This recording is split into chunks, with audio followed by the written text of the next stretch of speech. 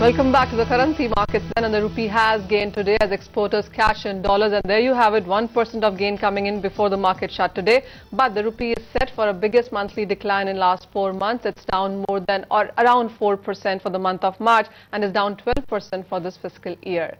In other currencies, the euro has marked its biggest quarterly gain versus Japanese yen in last 11 years. In the commodity currencies, the Australian dollar and New Zealand dollar are headed for first monthly decline in this year. AUD is down 3.5%, while the New Zealand dollar is down more than 2% in the month of March. Let's get in then. Abhishek Goenka, he's CEO India Forex Advisors, and he joins us in the studios.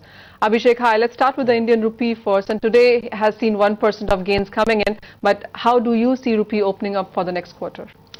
I think rupee should maintain its weakness, but there's a little bit to cheer about today because of stock markets going up, because of the recent information we got on the participatory notes. But I personally feel that, despite the low liquidity market in rupees maintain weakness. Despite dollar being weak, internationally rupees maintain weakness. And because of host of other issues in the Asian markets, if you see, rupee has been the most underperforming currency.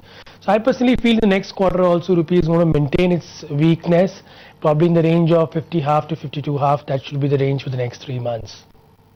Vijay, how would you look at the Indian rupee? That's the view coming in from India Forex for the next quarter. But for the very near term, how are you trading it in futures?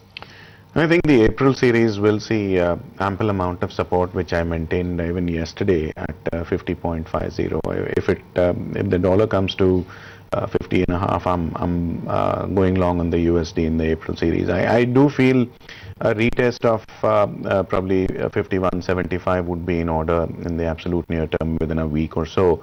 And the way the rupee has gone in the recent past, it was basically the customary March end kind of volatility. From now, I think it should settle, and the direction is weakness vis-a-vis the US dollar. So it's basically long dollar, short rupee. Long dollar, short rupee. Abhishek, coming to the most of these commodity currencies, and they haven't posted a very good March. We have seen a sell-off in commodities as well.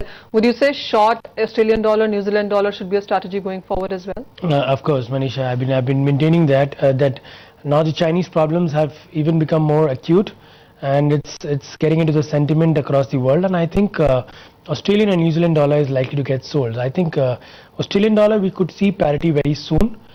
And that's the way going forward, I guess. Abhishek, how about the euro? Because that is something that has been holding strong. We've been hearing those levels about 1.35, 1.38 yet back into the markets. Are you reading into that? See, I personally feel that euro has gone up because the kind of funding that they've got recently, they say it's a firewall.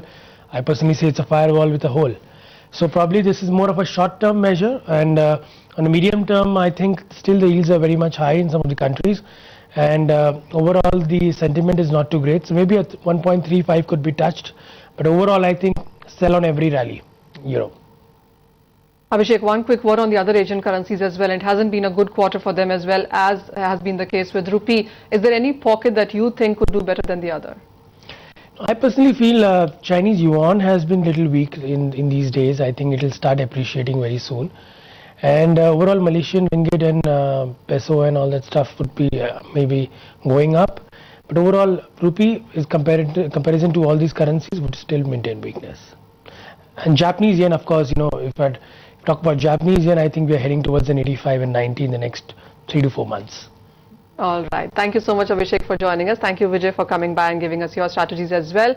So long dollar, short rupee, short commodity currencies is the view coming in from our experts.